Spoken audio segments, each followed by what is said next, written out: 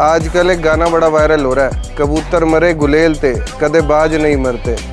मेरे भाई कबूतर नस्ली होना चाहिए, जिस हाइट पे जाके उड़ता है ना, गुलेल तो क्या 315 की गोली भी नहीं छू पाएगी। और रही बात बैठे हुए को धोखे से मारने की, फिर तो भाई बेशक से चाहे शेर मार लो।